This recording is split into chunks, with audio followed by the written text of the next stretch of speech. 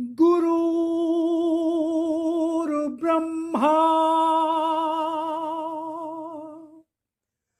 गुरुर्विष्णु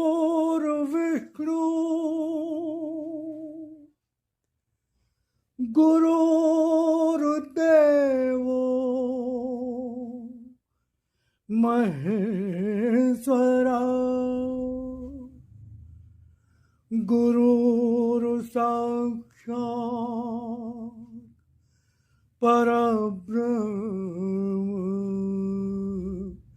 तस्मै श्री गुरुवे नमः।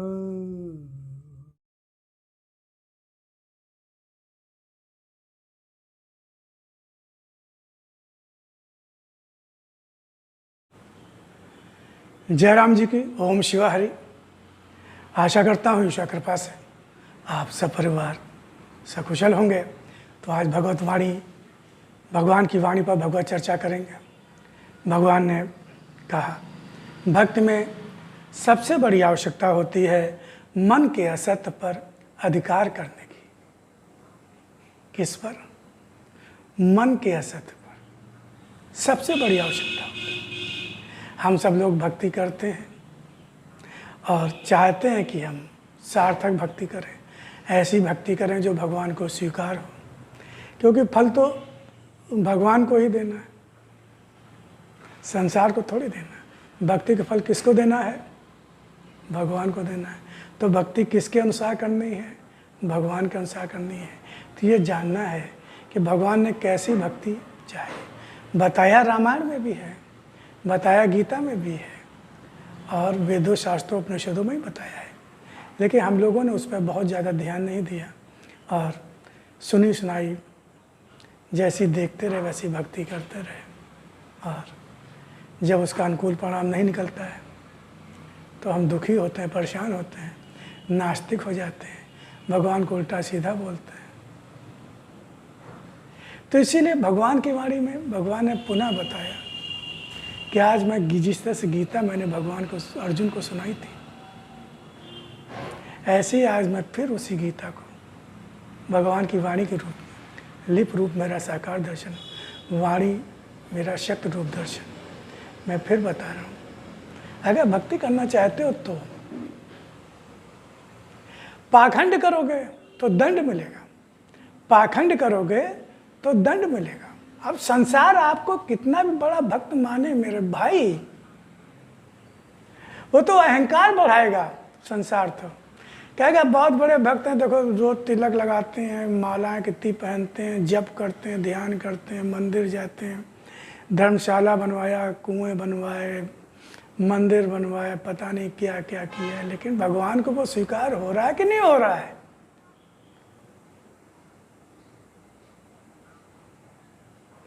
और भगवान ने कहा है कि भक्ति करने का बंधन मैंने नहीं डाला है, मैंने ये कोई शर्त नहीं लगाई कि तुम्हें भक्ति करनी ही करनी है। तुम स्वतंत्र हो, मैंने तुम्हें कर्म स्वातंत्र दिया, तुम्हें मनुष्य योनि कर्म स्वातंत्र है, कर्म करने की स्वतंत्रता है, और ज्ञान भी दिया, क्या सही क्या गलत, क्या करना क्या नहीं करना, वो सब बताया। आज मैं भगवान की वाणी के रूप में फिर बता रहा हूँ। अगर तुम्हें कोई सच्चा गुरु नहीं मिला, कोई तुम्हें सही मार्गदर्शक नहीं मिला, तुम्हें नहीं समझ में आता है कि क्या, गीता पढ़ के नहीं समझ पाते। गीता संस्कृत में है, फिर उसका हिंदी भाषा भी हुआ, और साधक संजीवनी और ये सब है, उसकी टीकाएं हैं, लेकिन लोग इतना ध्यान से पढ़ते नहीं, सुनी सुनाई बातें हैं और वो उसकी गहराई में नहीं जाते हैं और उसको एक कर्मकांड बना लेते हैं। कर्मकांड का अपना महत्व है, उसको समझ के करोगे तो फ़ायदा मिलेगा, अगर उसको समझ के नहीं करोगे तो वो निरा कर्मकांड रह जाएगा, सिर्फ आपके अहंकार को बढ़ाएगा, आपके दोष, आपके अपराध को बढ़ाएगा, और उसमें कुछ विशेष फ़ायदा आपको मिलने वाला नहीं है। तो भगवान ने कहा भक्ति करने की इच्छा हो तो करो, नहीं तो संसार में संसारी हो, संसार में जियो। जब तक भाग में जो अच्छा होगा अच्छा भोगो, बुरा होगा बुरा भोगो। मैं कुछ छीनता भी नहीं हूँ कि तुम भक्ति नहीं करते हो तो तुम जो तुम्हारी कमाई है तुम्हारे नाराज होगा कोई। मैं तुम्हारे जैसा, तुम्हारे जैसा कोई भगवान संसारी व्यक्ति थोड़ी है कि हमारे मन की नहीं की तो जो चीज़ दी थी उसी को लाओ दो हमको। तो भगवान ने कहा भक्ति में सबसे बड़ी आवश्यकता होती है मन के असत पर अधिकार करने की। भक्ति करने के साथ ही अगर तुम्हारे मन पर तुम्हारा अधिकार नहीं तो भक्ति किस प्रकार पाओगे? तुम्हारे मन पर ही अधिकार नहीं। मन तो संसारी होता है, संसार की तरफ भागता जड़ है, उसकी प्रवृत्ति, उसके संस्कार हैं बहुत सारे जन्मों से। जैसे पानी की जो वृत्ति होती है, प्रवृत्ति होती है पानी की, वो अगर उसको पानी को डालो तो वो ढलान की तरफ नीचे की तरफ जाता है, ऊपर से नीचे की तरफ आता है। उसकी स्वाभाविक गति होती है पानी की, ऊपर से नीचे को आएगा। लेकिन अगर उसको पानी को ऊपर ले जाना है तो फिर टुल्लू लगाना पड़ेगा, मशीन का इस्तेमाल करना पड़ेगा। ऐसे ही मन जो है, मन की स्वाभाविक प्रवृत्ति होती है संसार की ओर भागने की, उसको संसार में मजा आता है। लेकिन मन सबसे बड़ा शत्रु भी है और सबसे बड़ा मित्र भी है। मन ही हमारा सबसे बड़ा शत्रु है, मन ही हमारा सबसे बड़ा मित्र है। जिन लोगों का मन पर बिल्कुल भी कंट्रोल नहीं होता, बिल्कुल नियंत्रण नहीं होता, उनका जीवन पूरी तरह से बर्बाद हो जाता है। शरीर भी बर्बाद हो जाता है, उनके रहते ही बहुत सारे रोग आ जाते हैं, बहुत सारे कष्ट आ जाते हैं, बहुत सारी सांसारिक समस्याएं आती हैं। लोभ मोह काम क्रोध रोग के कारण जो होती है, मन के वश में रहने का होती है। और भगवान की तो कृपा दया वैसे भी नहीं मिलती, क्योंकि उनको तो उनका वो मन से जुड़े होते हैं, आत्मा से जुड़े नहीं होते। और ये जो हम लोग पाखंड भक्ति का जो करते हैं, अगर सच्चे मन से भगवान से नहीं जुड़े, भावनाएं सच्ची नहीं है, कर्म हमारे सच्चे नहीं हैं, मानवता इंसानियत नहीं है, और हम लोभ मोह आसक्ति में बस फंस कर सारे कर्म करते हैं। भले ही कितना भी दान करें, पुण्य करें, कुछ भी करें, लेकिन उसमें आसक्ति है, उसमें कामना है, काम उद्देश्य मतलब उसके परिणाम की कामना है कि हमको ये हम दान करें, पुण्य करें तो हमको वापस लौट के मिले, इतना हो के मिले, उतना हो के मिले, हमारा नाम हो, माँ यश हो। तो उससे भगवान का कोई लेना देना नहीं होता, उससे ना सुख मिलता, ना शांति मिलती है, ना उससे आपके कर्म भोगों में कोई उसको फ़ायदा आपको मिलता है। तो फिर जन्म लेना पड़ेगा। कामना करके अगर अच्छे कर्म किए हैं तो अच्छा भोग बनेगा, भोग है, सुख भी भोग, दुख भी भोग, उसके लिए जन्म लेना पड़ेगा। जन्म मरण अपने आप में बहुत बड़े कष्ट हैं, बहुत बड़े कष्ट है, एक तरह से दंड होते हैं जन्म मरण। इसीलिए जो समझदार हो जाते हैं, जिन्हें वाकई ज्ञान हो जाता है, समझ लेते हैं, वो जन्म मरण से मुक्ति की कामना करते हैं। और मनुष्य जीवन इसीलिए मिला हुआ कि हम जन्म मरण से मुक्त हों, परमात्मा से अलग हुए। आप जीवात्मा, परमात्मा का अंश है आत्मा, जीवात्मा बिछड़ा हुआ है तो उसकी स्वाभाविक वृत्ति परमात्मा से मिलने की होती है, व्याकुलता होती है। और जब तक वो नहीं होता तब तक जीना मरना पड़ता है, बार बार जन्म लेते हैं, बार बार मरते हैं। और ज़रूरी थोड़े कि मनुष्य जन्म ही मिले, कोई ज़रूरी नहीं मनुष्य जन्म ही मिले। अगर मनुष्योचित कर्म किए होंगे, ऐसे कर्म किए होंगे जो मनुष्य जन्म मिलना तो मिलेगा, नहीं तो कुत्ता, बिल्ली, गधा, घोड़ा, भैंस, बकरी, छिपकली, चमगादड़, मक्खी, मच्छर को पट्ट पट्ट मारते हैं कि नहीं मारते? इस तरह का जन्म मिलेगा जो थोड़े। इससे कोई मतलब थोड़ी होता कि आपने कितना रुपया कमाया तो आप मच्छर नहीं बनोगे, आप कीड़े मकोड़े नहीं बनोगे। तो रुपया तो आदमी अपने अपने ढंग से कमाता है ना। तो भक्ति में सबसे बड़ी आवश्यकता होती है मन के असत पर अधिकार करने की। मन के असत, मन का असत, मन संसार का, संसार असत है, संसार असत है, बदलने वाला, नष्ट होने वाला, टिकने वाला नहीं है। पहले भी नहीं था, बाद में भी नहीं होगा, अभी भी नहीं में जा रहा, नहीं में जा रहा। आप देखिए अपनी उम्र देखिए, आप एक एक दिन आपकी उम्र कम होती जा रही है। हम तो कहते हैं हम इतने बड़े हो गए, हम इतने बड़े हो गए, हम इतने बड़े नहीं हो गए, हमारी उम्र घट गई। अगर 60, 70, 80 साल जो भी उम्र लेके आए हैं, अगर हम आज 45, 50, 55 साल के हैं तो 80 में से 55 साल घटा लीजिए, और उसमें से एक एक क्षण, एक एक पल, एक एक सेकंड, एक एक घड़ी, पहर और दिन और हफ्ता, महीना, ये सब कम होता जा रहा है। जो उद्देश्य लेके आए हैं उसका समय घटता जा रहा है। फिर अंत में जब मृत्यु शैया पे होते हैं, जब ये लगता है कि अब तो बस मरने की घड़ी आ गई, तब फिर सब चलचित्र की तरह सब पूरा जीवन सामने आता है, क्या क्या किया, तब पछताते हैं, आंसू बहते हैं। लेकिन उस समय ना कुछ बोल सकते हैं, ना कुछ कर सकते हैं, ना कुछ ज़्यादा कुछ कह सकते हैं, सिर्फ आंसू बहाते हैं कि हे भगवान, पूरा जीवन बर्बाद हो गया, नष्ट हो गया। अरे भाई, संसार हमारा अपना घर थोड़ी, हम तो आए हैं संसार में। हमारा मायका तो परमात्मा का घर है ना। हमारे माता पिता, हमारा पीहर तो परमात्मा का घर है, वहाँ जाना है ना। यहाँ तो मेहमान है, तो अब जाना है। सबको मालूम है कि मरना है, मृत्यु तो होगी होगी। शायद ही कोई, भले वो भूला रहता हो मोह में, माया में, आसक्ति में, अहम में, अहंता ममता में, लेकिन जानता तो वो भी है कि मरना है, जाना है। थोड़ा और ज्ञान होता है तो ये भी होता है कि कर्म लेके साथ में जाएंगे, कैसे कर्म किए। तो ज्ञान का सदुपयोग करना चाहिए ना हम लोगों को। भाई जीवन, अब ये तो जो मिल गया सो मिल गया। पिछले कर्मों में हम सुधार नहीं कर सकते। जो कर चुके हैं, जो करके आए हैं, जो कर चुके हैं, उनको बदल नहीं सकते। लेकिन अब से हम सुधार शुरू करें कि अब कोई कर्म ऐसे न करें कि हमें फिर ऐसे कष्ट भोगने पड़े, पीड़ादायक जीवन मिले, अभाव का जीवन मिले, दरिद्रता का जीवन मिले, रोगी शरीर मिले। तो ये हमारे आपके कर्म प्रधान विश्व। भगवान ने कर्म स्वातंत्र दिया। भगवान ने कहा देखो ज्ञान भी दे रहा हूँ, विवेक दिया है भगवान ने, संसारी बुद्धि भी दी कि संसार में कैसे जीना है, और विवेक दिया है। उस विवेक का भी इस्तेमाल करो, और ज्ञान दिया है। भगवान की वाणी अभी है, और गीता, रामायण, वेद, उपनिषद, धर्मशास्त्र, साधु संत, महात्मा सब कुछ होते हैं। लेकिन हम सुनते भी हैं तो उसका लाभ नहीं उठा पाते। उसको हम मन वचन कर्म में धारण, अभ्यास कर, कोशिश करना। गलतियां होंगी, बार बार भूल होगी, लेकिन वो युगा, अरे चलो आपसे सुधरते सब।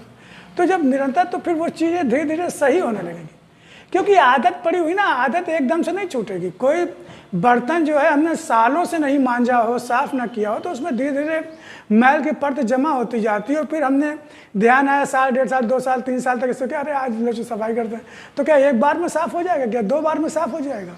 क्या खाली पानी डालने से साफ हो जाएगा? फिर उसके लिए और बहुत सी साबुन या जो भी चीज़ें होती है, कभी कभी केमिकल भी होता है, इस्तेमाल करते हैं, खूब रगड़ के उसको मांजते हैं जब 2, 4, 6 बार, तब कुछ वो चमक होता है, तब दिखता है हाँ ठीक साफ हुआ।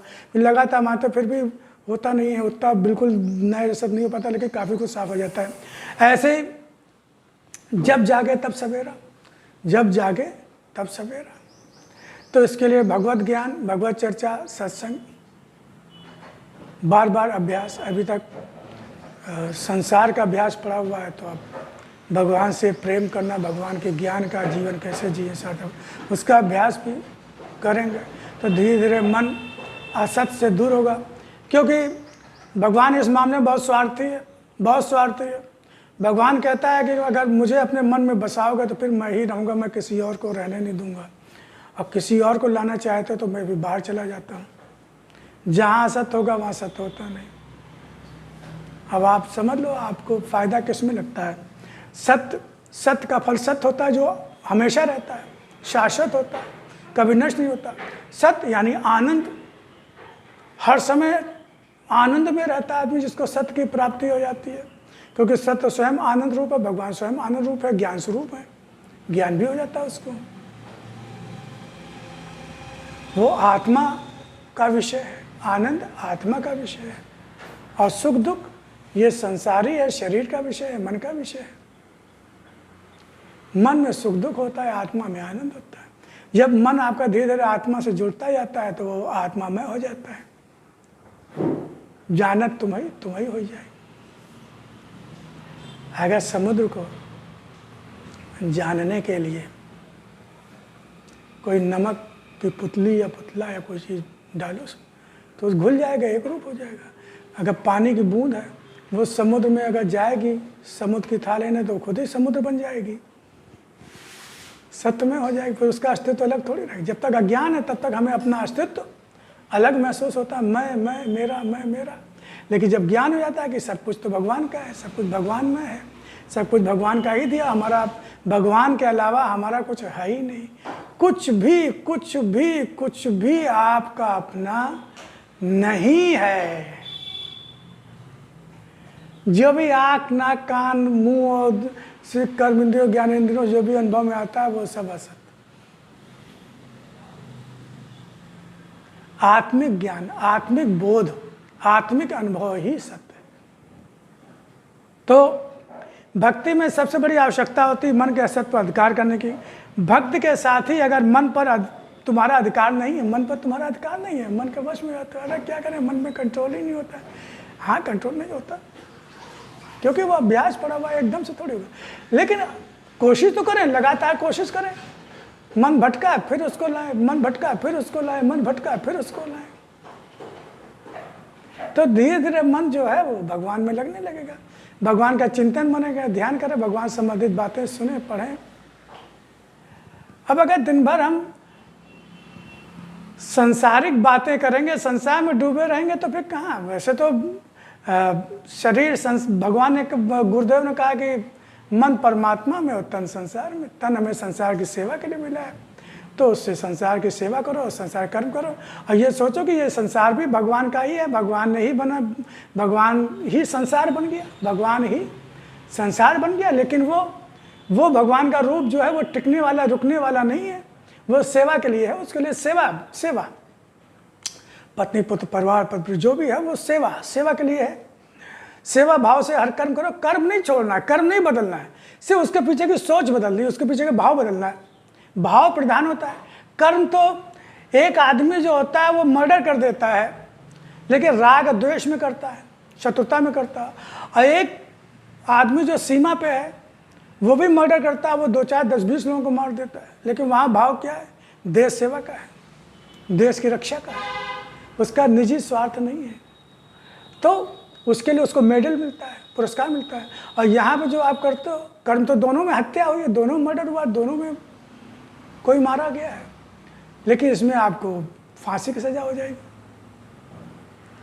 तो कर्म नहीं बदलना है, कर्म के पीछे का भाव, उसकी सोच बदलनी है। तो हमें मन पर नियंत्रण करना होगा, मन को हमें भगवान में लगाना होगा, और हमें ये जानना पड़ेगा कि देखो हम भी बहुत स्वार्थी है, हम देखते हैं कि किसमें लाभ ज़्यादा है, और देखते हैं दूरदर्शी, अरे जो लंबे समय तक चले, जो लंबा फायदा हो, कहते नहीं हम लोग कितने दिन गारंटी है, 1 महीने, अच्छा उसमें 6 महीने की, और उसमें 1 साल की, लेकिन ये 100 रुपये का है, ये 150 का है, वो 250 का है। कहने वो 250 वाला दे दो यार, 2 साल तक की फुर्सत हो जाएगी। पैसा ज़्यादा भी खर्चा, क्योंकि ज़्यादा समय तक। तो यहाँ क्यों नहीं सोचते हैं स्थायी लाभ, स्थायी फायदा। अभी तो क्या है, रसगुल्ला खाया, थोड़ी देर मीठा लगा, मजा आ गया, उसके बाद फिर खत्म, फिर तड़ के रसगुल्ला, फिर कहा पैसे हैं नहीं जेब में, अब परेशान है, बेचैन है। लेकिन ऐसा आनंद मिल जाए कि बिना रसगुल्ला खाए ही आप प्रफुल्लित रहें, मस्त रहें, चाहे मिले चाहे नहीं मिले, अनुकूल प्रतिकूल कोई परिस्थिति हो, कोई भी अभाव हो, रुपया हो ना हो, कुछ मस्त।